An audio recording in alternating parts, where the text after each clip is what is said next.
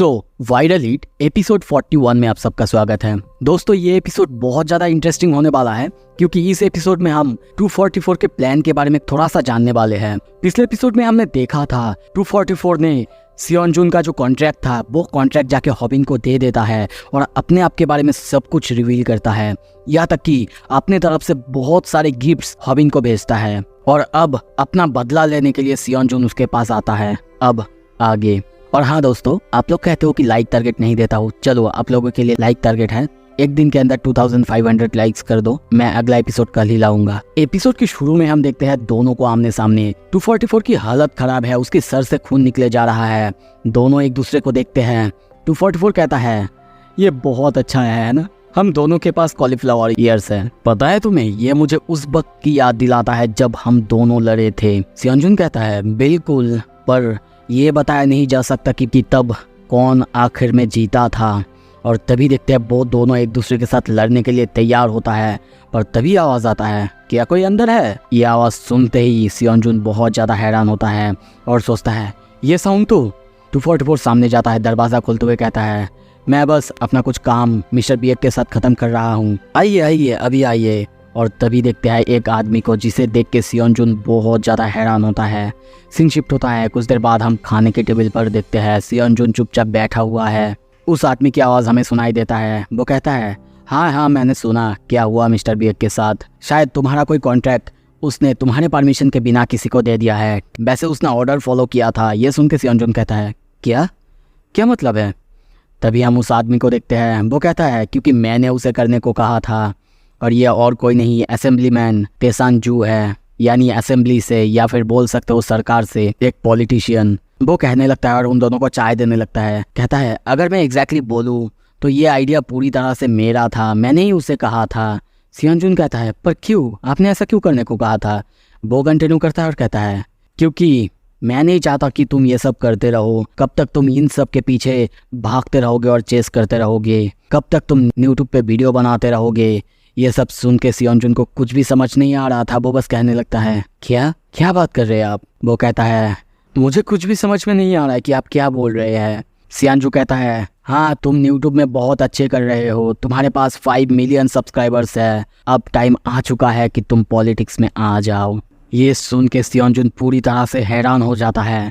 वो बंदा फिर से कंटिन्यू करता है और कहता है तुम पहले याकुजा ग्रुप में थे, उसके बाद सबसे तुमने माफ़ी मांगी, यहाँ तक कि यूट्यूब में सब ने तुम्हें माफ़ भी कर दिया, और अब तो तुम एक ऑनेस्ट मैन हो जिसके पास 5 मिलियन सब्सक्राइबर्स है और तुम बहुत ज़्यादा हार्ड वर्किंग हो, और अब टाइम आ चुका है तुम्हें अपना सपना पूरा करने का। सियोनजुन अभी भी बहुत ज़्यादा हैरान होता है, उसे कुछ भी समझ में नहीं आ रहा था। पर कुछ देर बाद वो आदमी 244 को देखते हुए कहता है लगता है इसने तुम्हें कुछ भी नहीं बताया है। 244 कहता है माय मिस्टेक, मुझे उसे पहले ही बता देना चाहिए था। और वो उससे कहने लगता है जब मैंने तुमसे पहले मिला था, पहली बार मिलते ही तुमने कहा था तुम्हें पावर और पैसा चाहिए, तो पैसा तो तुम्हारे पास है, अब पावर आने की बारी। यहाँ तक कि ये तुम्हें भी पता होगा चाहे कितने भी रीच हो जाए पर पावर के सामने सबको झुकना पड़ता है। एनीवे सियोनजुन कॉन्ग्रेचुलेशंस, अब से तुम्हारे पास सिर्फ पैसा नहीं बल्कि पावर भी आ जाएगा। ये सब सुन के सियोनजुन उनके सामने झुक जाता है, बो डाउन करता है और कहता है थैंक यू मिस्टर जू। वो कहते हैं बस अभी थैंक यू मत कहो क्योंकि आगे तो काम और ज़्यादा होने वाला है। पर तभी सियोनजुन पूछता है पर मेरा एक क्वेश्चन है, जो मैं काम करता हूँ अब मेरा काम कौन करेगा। ये सुन के वो कहते हैं आई एम ग्लैड कि तुमने ये सवाल पूछा क्योंकि तुम्हारा काम इम्पोर्टेंट तो है। ग्रेटफुल कि तुम्हारी एग्जे कंपनी ने आज तक हमारे लिए जो किया है। 244 हमारे लिए पैसे बनाता है, वो भी डार्क वेब से, और तुम उस पैसे को लॉन्ड्रिंग करते हो और उसके बाद हमें देते हो। अब तुम्हारा ये सब काम ख़त्म होता है, अब बारी आ चुका है कि तुम अपना हाथ पूरी तरह से साफ कर लो क्योंकि अब फ्यूचर में तुम बनने वाले हो असेंबलीमैन सियोनजुन बीएक। वो ऐसा नहीं हो सकता, उसके पास्ट खराब नहीं हो सकता है ना। सियोनजुन कहता है सर सब कुछ तो ठीक है पर मेरे जगह रिप्लेस वो कौन करेगा। वो बंदा कहता है चिंता मत करो, हमारे पास ऑलरेडी एक बंदा है जो ऐसा काम कर सकता है। शायद उसका नाम क्या था, उसका नाम हाँ उसे वीट कहते हैं। ये नाम सुनते ही सियोंजुन पूरी तरह से हैरान हो जाता है। उसकी आंखों में हम गुस्सा देखते हैं क्योंकि हम जानते हैं वो हॉबिन से कितना ज़्यादा नफरत करता है। 244 कहता है, सॉरी सियोंजुन, ये मुझे तुमसे सीक्रेट रखना पड़ा, पर मुझे बहुत बुरा लग रहा था जब तुम दोनों सिर्फ एक छोटे से कॉन्ट्रैक्ट के ऊपर लड़ रहे थे। ये हमें बिल्कुल पसंद नहीं आ रहा था, पर अब समय फाइट करने का बिल्कुल नहीं है। तुम अब तक बहुत ज़्यादा हार्डवर्क कर रहे थे इस ड्रीम को पाने के लिए, इस पावर को पाने के लिए। आई एम श्योर कि ये तुम्हारे लिए डिफ़िकल्ट हो सकता है क्योंकि तुम उसे लाइक नहीं करते, पर ये सब सुन के वो कहता है, अब ये मेरे लिए बिल्कुल कोई प्रॉब्लम नहीं है क्योंकि अब मेरे मन में हॉबिन के लिए कोई भी रिजनमेंट नहीं है, कोई भी गुस्सा, कुछ भी नहीं है। वो स्माइल करने लगता है। 244 स्माइल करते हुए कहता है, अरे अरे, फिर क्या मैं आपसे तुम्हें असेंबलीमैन भी एक बुलाऊं? सीन शिफ्ट होता है। हम सियोंजुन को बाहर देखते हैं। वो बहुत खुश होता है, बहुत ज़्यादा खुश। पर तभी अंदर हम देखते हैं 244 और वो पॉलिटिशियन यानी मिस्टर जो बैठा हुआ है। 244 कहता है, ये अच्छा ही हुआ कि उसे ये प्लान पसंद आया। वो कहता है, इंडीड। दोनों अब खाना खाना स्टार्ट करते हैं। 244 तभी कहता है, लोग पावर पाने के लिए कुछ भी करता है। फिर से वो यानी मिस्टर जू कहता है, इंडीड। सीन शिफ्ट होता है। हॉबिन के ऑफिस में देखते हैं। हॉबिन सबको कहता है, ऑल राइट, मैंने डिसाइड कर लिया है। सब कोई सुनो मेरी बात, मेरे साथ डाउनटाउन में चलो। मैं बहुत ज़्यादा क्लूलेस हो चुका हूँ कि मैं अब क्या करूँ। किसी को कुछ भी समझ नहीं आ रहा था। पर तभी कुछ देर बाद देखते हैं वो स्नैपर के पास जाता है और उसे अपने साथ बाहर जाने के लिए कहता है। पर स्नैपर कहता है वीकेंड में वो अपने ग्रैंडमा के साथ ट्रिप पे जाएगा। ये सुन के हॉबिन चौंकता है और कहता है, क्या तूने तो मुझे कभी अपने ग्रैंडमा के बारे में नहीं बताया? वो कहता है, हाँ, मैं भूल चुका था, तुम तेहुन से जाके पूछो। वो कहता है, मैं तेहुन से पूछ चुका हूँ, पर उसने मुझे पहले ही लात मार के भगा दिया था। यहाँ तक कि हम देखते हैं वो मानगी से भी जाके पूछता है, पर मानगी भी कहता है, नहीं, वीकेंड में मेरा प्लान है, मैं अपने सब्सक्राइबर्स से मिल रहा हूँ, तो मैं भी नहीं जा सकता। उसके बाद रूमी को कहता है, पर रूमी भी कहती है, नहीं, मैं नहीं जा सकती क्योंकि मैं वीकेंड में लाइव करने वाली हूँ। और इन सब के बाद लास्ट में वो जाके पूछता है ग्यूल, या फिर बोल सकते हो यूलगा से। वो कहता है, ग्यूल। अच्छा दोस्तों, एक नोटिस, अब से मैं इसे ग्यूल कहूँगा क्योंकि इसका नाम एक्चुअली में ग्यूल था, पर मानबा के पहले चैप्टर्स में कुछ इसके नाम में मुझे कन्फ्यूजन था, इसलिए मैं यूलगा कहता हूँ। सो आपसे ग्यूल कहूँगा, थोड़ा सा एडजस्ट कर लीजिएगा क्योंकि यहाँ पे ग्यूल 2 कैरेक्टर है, एक तो वांगू की बहन और एक ये। मैं इसे ग्यूल कहूँगा और उसे ग्यूल 2 कहूँगा। ओके, सो जब वो ग्यूल के पास जाता है और उसे पूछता है, वो कहती है, बिल्कुल मैं फ्री हूँ। ये सुन के उसे अजीब लगता है और वो कहता है, क्या तुम्हारा कोई प्लान नहीं है? वो कहती है, क्या? नहीं, मेरे पास कोई दोस्त ही नहीं है, प्लान कैसे होंगे? ये सुनकर हॉबिन बहुत खुश होता है और उसे खुशी से झूमते हुए कहता है, ओके, ये तो बहुत बहुत अच्छा है। तो मेरे पास भी कोई दोस्त नहीं है और मुझे डाउनटाउन में कुछ खरीदने भी जाना है, तो चलो तुम मेरे साथ चलो। ये सुन के वो कहती है, क्या सिर्फ हम दोनों जाएंगे? हॉबिन कहता है, बिल्कुल, हम दोनों ही जाएंगे और कोई नहीं होगा हमारे साथ। ये सुन के ग्यूल बहुत ज़्यादा हैरान होती है। सीन शिफ्ट होता है। शाम को हम उसके घर में देखते हैं, उसे बहुत हैरान देखते हैं। वो बस हॉबिन की वही बात सोच रही है कि उसने कहा था, बिल्कुल हम दोनों ही होंगे और कोई नहीं होगा। और तभी देखते हैं वो अपने गालों में स्लैप करती है, बहुत बहुत शर्मा जाती है, ब्लैशिंग करने लगती है और सोचती है, इस दुनिया में आखिर क्या हो रहा है? वो आखिर क्या सोच रहा होगा? मुझे ये क्लियर इंडिकेशन लग रही है कि ये ज़रूर एक डेट होगा। और तभी देखते हैं वो अपने स्टफ टॉय को मारने लगती है, बहुत ज़ोर ज़ोर से मारने लगती है। और तभी उसके पापा वहाँ पे आता है और उसके ऊपर चिल्लाने लगते हैं। पर वो कहती है, पापा, आपको इसके बारे में कुछ भी नहीं पता है। अब समय आ चुका है कि मैं थिंगाबाजी को बाहर निकालूं। और तभी देखते हैं वो अपने आप को मेकओवर कराने लगती है और सोचती है, बहुत दिन हुए हैं जब मैंने किसी चीज़ को इतना ज़्यादा सीरियस लिया है। और सोचती है कि अब सिर्फ 3 ही दिन बचा है और मैं अब सीख लूँगा कि कैसे बुड्ढों की तरह बात नहीं करते हैं। हम देखते हैं वो कैसे अच्छी तरह से बोलते हैं। उस तरह की एक किताब लाती है और पढ़ना शुरू करती है। सीन शिफ्ट होता है। हम देखते हैं एक पार्क में वो दिन आ चुका है जब वो दोनों बाहर जाने वाले हैं। तभी सब लोगों को देखते हैं, सब सामने देखते हुए हैरान होते हैं और कहते हैं, अरे ये वीट है ना? हम हॉबिन को देखते हैं, बंदा बहुत ज़्यादा गेटअप करके आया है भाई। सच में अब लगता है कि ये बंदा रीच हो चुका है। वो सोचने लगता है, शायद ग्यूल किसी भी मिनट यहाँ पे आ सकती है। आई एम ग्लैड मैंने उसे हेल्प करने के लिए चूज़ करा है। पर सब लोग उसे देख के कहने लगते हैं, अरे यहाँ पे वो किससे लड़ने आया है? पर तभी वहाँ पे ग्यूल आती है और कहती है, आई होप कि मैंने तुम्हें ज़्यादा वेट नहीं करवाया है हॉबिन। पर उसकी तरफ बिना देखे वो कहता है शायद हमें जाना चाहिए, मुझे सच में तुम्हारी मदद चाहिए। ग्यूल कहती है सच में? और तभी हम उसे बहुत खूबसूरत एक ड्रेस पहने हुए देखते हैं। सच में वो बहुत ज़्यादा प्रिटी लग रही थी, हॉट नहीं कहूँगा, बहुत ज़्यादा प्रिटी लग रही थी। और वो बहुत ही प्यारी तरीके से उसे कहती है तो क्या प्लान है आज का हॉबिन? और मन में सोचने लगती है वाओ, मेरे हाथ तो अभी से स्वेटी हो रही है। और फिर से कहती है बोलो ना क्या प्लान है हॉबिन हम दोनों के लिए?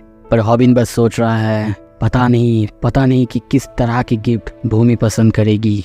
हॉबिन को पहले ये समझ नहीं आता और वो कहने लगता है अच्छा तुम आज की बात कर रहे हो ना? ओ अच्छा, मैंने तो तुम्हें बताया नहीं क्या करने वाले हैं हम। अरे मैं कुछ दिनों से ना इम्पोर्टेंट चीज़ों को बोलना ही भूल जाता हूँ, पहले मेंशन करना ही भूल जाता हूँ। बाय द वे मुझे लगता है कि आज तुम कुछ अलग लग रही हो, तुम्हारे बोलने का तरीका भी बहुत ज़्यादा अलग है। ग्यूल उसे कहती है ओ स्टॉप इट हॉबिन। पर तभी हॉबिन कहता है मुझे भूमि के लिए प्रेजेंट लेना है। देखो तो मैं ये बताना ही भूल गया था। ये सुनते ही वो बहुत ज़्यादा हैरान होता है, बस आंखें बड़ी हो जाता है और वो चुप हो जाता है, वहीं पे ठहर जाता है। हॉबिन हंसते हुए कहने लगता है तुम्हें पता है मैंने अब तक किसी भी लड़की को कोई गिफ्ट नहीं दिया है, तो मुझे पता नहीं कि उसे क्या पसंद आएगा। आई एम सॉरी, मुझे ये तुम्हें पहले ही बता देना चाहिए था। वैसे तुम ये किसी को पहले बताओगी नहीं, तुम्हें पता है मैं उसे मेरे साथ आउटिंग के लिए पूछना चाहता हूँ। ग्यूल बस उसकी तरफ देखती रहती है, कुछ भी नहीं बोलती। और तभी देखते हैं वो हॉबिन के साथ बिताया हुआ हर एक पास्ट मोमेंट, हॉबिन उससे कैसे बातें कर रहा था आउटिंग जाने से पहले, और वो कितना ज़्यादा एक्साइटेड थी, उसने अपने आप को कितना ज़्यादा मेकओवर कराया है, कितना ज़्यादा मेहनत करी है यहाँ पे आने के लिए, सब कुछ याद करती है। और हम तभी उसे थोड़ा सा स्माइल करते हुए देखते हैं। ये स्माइल ठीक वैसा स्माइल है जब हमें बहुत ज़्यादा दर्द होता है, हम रो नहीं सकते पर हमें स्माइल करना पड़ता है। हॉबिन भी उसके साथ बात करते हुए आगे बढ़ने लगता है। सारे के सारे लोग अब उसको देख के सोचने लगता है कि शायद आज भी वो कोई लाइव स्ट्रीम करने आया है, पर उसके साथ कोई कैमरा नहीं है, शायद वो हैंग आउट करने आया है। और तभी वो लोग ग्यूल को देखते हैं और कहने लगते हैं अरे वो तो बहुत ज़्यादा खूबसूरत है। ये सुन के वो सोचती है उनको लगता है कि मैं खूबसूरत हूँ, पर हॉबिन को नहीं लगता, वो शायद मुझे उस नज़र से नहीं देखता। वो उसके साथ यानी हॉबिन के साथ जा रही थी, आसपास हर कोई उसकी तारीफ़ें करने लगते हैं, यहाँ तक कि उसको बाहर जाने के लिए पूछना भी चाहते हैं, उसका नंबर लेना चाहते हैं। ये सुन के वो बस सोचती है वो लोग बोल रहे हैं कि मैं क्यूट हूँ, पर शायद उसके लिए मैं क्यूट नहीं हूँ। और तभी पूछती है हॉबिन तो कैसे तुम उसे बाहर जाने के लिए पूछोगे? और सोचती है अगर उन लोगों ने डेट करना स्टार्ट कर दिया तो शायद हम इस तरह से कभी बाहर नहीं जा पाएंगे। हॉबिन कहता है वो तुम्हें जानना है कैसे मैं उसे बाहर जाने के लिए पूछने वाला हूँ? बिल्कुल, जैसे कि नॉर्मली होता है कन्वेंशनल वे, वैसे ही मैं करूँगा। मैं कुछ कैंडल्स को उसके घर के बाहर हार्ट शेप में रखूँगा और उसके बाद वैसे ही उसे बाहर जाने के लिए पूछूँगा। ये सब सुन के हम देखते हैं ग्यूल भड़कने लगती है और कहने लगती है अगर तुमने ऐसे किसी लड़की को बाहर जाने के लिए पूछा तो वो कभी नहीं मानेगी, तुम्हें ये बात पता तो है ना? हॉबिन को कुछ भी समझ में नहीं आ रहा था। वो कहती है ग्यूल तुम ही फिर कुछ करो, कैसे मैं क्या करूँ? वो कहती है लिसन टू मी हॉबिन, जितना हो सके उतना सिंपल रखने की कोशिश करो और सिंपली उससे जाके बाहर जाने के लिए पूछो। अगर तुमने ज़्यादा कुछ किया तो शायद एक लड़की होने के नाते उसे बहुत ज़्यादा अनकंफर्टेबल लगेगा और उसके बाद वो तुम्हें मना कर देगी। ये सुन के हॉबिन बहुत ज़्यादा चौंकता है। तभी वो कहता है वेट अ मिनट, तुम जीनियस हो, सच में बहुत जीनियस। पर ग्यूल बहुत ज़्यादा हैरान होती है और सोचती है रुको नहीं, अगर तुमने उसे ऐसे पूछा तो शायद वो तुम्हारे साथ बाहर कभी नहीं जाएगी। और दूसरी तरफ हॉबिन सब कुछ अब ग्यूल पर छोड़ता है और कहता है अब जो करना है तुम करो ग्यूल, तुम करो, मैं सब कुछ तुम्हारे ऊपर छोड़ता हूँ। ग्यूल सोचती है क्या मैं अब ये श्योर करूँ कि उसके पास जाके वो रिजेक्ट हो जाए? कुछ देर बाद हम देखते हैं उन्हें एक शॉपिंग मॉल में। ग्यूल आके वहाँ पे कहती है प्लीज़ मुझे सबसे गंदा कपड़ा जो है वो दिखाओ, जो कि एक बहुत अच्छी बॉडी अच्छी सुंदर लड़की पर भी सबसे ज़्यादा ख़राब दिखे। बाकी स्टाफ को कुछ भी समझ नहीं आ रहा था। वो कहती है आई एम सॉरी मैम, मुझे कुछ भी समझ नहीं आया कि आप क्या कह रही है। वो कहती है ऐसा कुछ प्रोडक्ट दिखाओ जो कि एक सुंदर लड़की को भी ख़राब लगे और अगर मैं उसे गिफ्ट दे दूँ तो वो मुझसे हेट करने लगे। वो स्टाफ उसे एक जगह ले जाती है और एक ड्रेस दिखाती है और कहने लगती है वो पर्सन के बारे में आप कुछ बता सकती है मैम? ग्यूल भूमि के बारे में सब कुछ बताती है, जैसे कि बिल्कुल उसी के तरीके से जैसे कि भूमि की सब कुछ बहुत बड़ी भाई है, 5-7 इंच टॉल है और बहुत फिट फाट है, ऐसे ही सब कुछ बता देती है। और उसके बाद हम देखते हैं वो स्टाफ जाके उसे एक अजीब से ड्रेस दिखाती है जिसमें कि बहुत सारे डक्स बने हुए हैं। बाय द वे ये ड्रेस मुझे पसंद तो आ रहा है। मुझे ये ड्रेस देखते ही ग्यूल को पसंद आ जाता है और वो सोचती है ये ड्रेस अगर हॉबिन जाके दे देगा तो भूमि तो उसे इंस्टेंटली रिजेक्ट कर देगी और वो पे करने के लिए भी तैयार होता है। पर तभी हॉबिन की तरफ देखती है और कहती है, हॉबिन क्यों ना खरीदने से पहले एक बार तुम आके इसे देख लो। हॉबिन कहता है, आई एम श्योर तुमने जो भी चुना होगा वो बहुत बहुत अच्छा होगा, मैं सब कुछ तुम पर छोड़ता हूँ ग्यूल। तब ग्यूल सामने देखती है और बहुत ज़्यादा हैरान होती है। वो हॉबिन की आंखों में इनोसेंट पना देखता है, वो देख के वो पूरी तरह से पिघल जाता है। हॉबिन को देखने के बाद उसने जो भूमि के साथ वक्त बिताई थी उन सब के बारे में सोचती है, कैसे भूमि उसको पूरी तरह से दोस्त मानती थी, उसके साथ अच्छे से बातें करती थी। और तभी देखते हैं वो उस स्टाफ से कहती है, आई एम सॉरी, मैंने अपना मन बदल लिया है, आई एम सो सॉरी, पर मैं ये नहीं खरीद रही हूँ और इतनी ज़्यादा एनोइंग कस्टमर होने के लिए भी सॉरी आपसे। हॉबिन उस तरफ देखता है पर उसे कुछ भी समझ नहीं आता। सीन शिफ्ट होता है, सब कुछ खरीदने के बाद हम देखते हैं वो लोग जा रहे होते हैं। हॉबिन बैग में देखते हुए कहती है, क्या बहुत सारे गिफ्ट लेना अच्छा नहीं होता? पर वो कहती है, गॉड तुम सच में बहुत ज़्यादा एनोइंग हो, अगर तुम उसे बिना कोई गिफ्ट दिए भी उससे पूछोगे फिर भी वो तुम्हारे साथ बाहर चली जाएगी, पर इतना सब कुछ करोगे तो उसे अनकंफर्टेबल फील होगा। हॉबिन उसकी तरफ देखता है और कहता है, थैंक्स ग्यूल, तुम्हारी वजह से मैं बच गया, मैं सच में तुम्हें ट्रीट दे दूंगा जब हम लोग डेट करने लगेंगे। बाय द वे तुम्हारी तरफ देख के मुझे नहीं लग रहा है कि तुम बहुत अच्छे हो, तबीयत तो ठीक है ना? और एक्चुअली हम देखते हैं ग्यूल का हालत इतना ज़्यादा अच्छा नहीं है। वो कहती है, हो सकता है ये एसी की वजह से है, मुझे इतना ज़्यादा ठंड पसंद नहीं है ना। और सोचती है शायद मुझे अब फीवर होने वाली है, शायद मुझे ये सब पहनना नहीं चाहिए था। और तभी देखते हैं वो गिरने लगती है। हॉबिन आके उसे पकड़ लेता है और उसे ठीक करते हुए कहता है, अपने आप को संभालो ग्यूल। वो उसकी तरफ देखती है और कहती है, थैंक्स। तभी हॉबिन कहता है, ओ देखो तो मैं सच में भूलने लगा हूँ, मैं और एक इम्पॉर्टेंट बात भूल गया जो कि मुझे तुम्हें पहले ही दिखा देना चाहिए था। और तभी देखते हैं जो उसने शू खरीदा था वो एक्चुअली ग्यूल के लिए ही था। वो ग्यूल को वो शू दिखाते हुए कहता है, ये शू तुम्हारे लिए। ग्यूल बहुत ज़्यादा हैरान होती है। हॉबिन कंटिन्यू करते हुए कहता है, तुम आज पूरे दिन हील पहनी हुई थी, यहाँ तक कि वो पहन के तुम नॉर्मली वर्क भी नहीं कर पा रही थी। पता है मुझे तुम्हारी चिंता हो रहा था, तुम इतना ज़्यादा वॉबलिंग जो कर रही थी। वो शू पहना देता है, यहाँ तक कि उसे ग्यूल के पैरों की साइज़ भी पता था। ये देख के ग्यूल बहुत ज़्यादा हैरान होती है, वो बस उसकी तरफ देखने लगती है। और तभी कहती है, आर यू सीरियस हॉबिन? हॉबिन को कुछ भी समझ नहीं आता। वो कहता, क्या तुम जिस लड़के को पसंद करते हो ये तक नहीं जानते कि उसे क्या पसंद आएगा, पर समहाउ तुम्हें पता है मेरे पैरों का साइज़ क्या है। अगर ऐसे ही करते रहोगे। हम उसे थोड़े से स्माइल करते हुए देखते हैं, उसे ये सब पसंद आया है। सीन शिफ्ट होता है, रात हो चुका है। हम उन दोनों को वही पार्क में देखते हैं, बैठा हुआ है। ग्यूल की हालत अब बहुत ज़्यादा ख़राब है, शायद उसको फीवर हो चुका है। हॉबिन अपना ड्रेस भी उसे दे देता है और उससे पूछने लगता है, क्या तुम ठीक हो? अब अच्छा नहीं होगा कि तुम अपने घर चले जाओ? ग्यूल कहती है, मैं बिल्कुल ठीक हूँ, पर शायद हम ऐसे बाद में नहीं मिल सकते हॉबिन, जब तुम डेटिंग स्टार्ट कर दोगे। हॉबिन को कुछ भी समझ नहीं आता और कहता है, क्यों नहीं, ज़रूर जा सकते हैं। वो कहती है, ऑफ कोर्स नहीं, कोई भी लड़की को ये पसंद नहीं आएगा कि उसका बॉयफ्रेंड किसी और लड़की के साथ हैंग आउट कर रहा है। हॉबिन ये सुन के कहता है, तुम्हारी बात में दम तो है, पर अगर मैं भूमि को साथ ले लूँ तो? वो फिर से कहती है, नहीं वो मैं नहीं चाहती, शायद ये हमारा लास्ट टाइम है जब हम दोनों एक साथ ऐसे हैंग आउट कर रहे होंगे। हॉबिन इसके बाद से केयरफुल रहना कि तुम अगर किसी को डेट कर रहे होगे, किसी और लड़की को अपने कपड़े मत दे देना, किसी और लड़की के पैरों के साइज़ तुमको जानना नहीं है, क्योंकि अगर तुम ऐसा करते रहोगे तो भूमि को ये बहुत ख़राब लगेगा। इन सब को छोड़ के तुम्हारी पूरी ध्यान भूमि की तरफ होना चाहिए।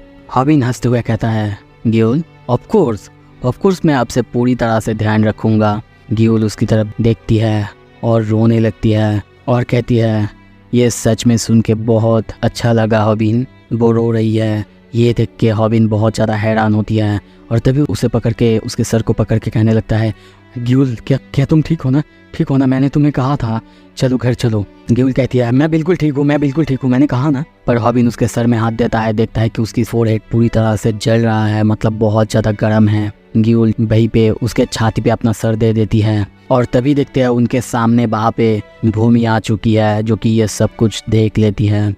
सो अब आगे क्या होगा? क्या भूमि उनको गलत समझेगी? क्या हॉबिन सब कुछ समझा पाएगा? सो अगर आपको देखना है प्लीज़ सब्सक्राइब कर लो।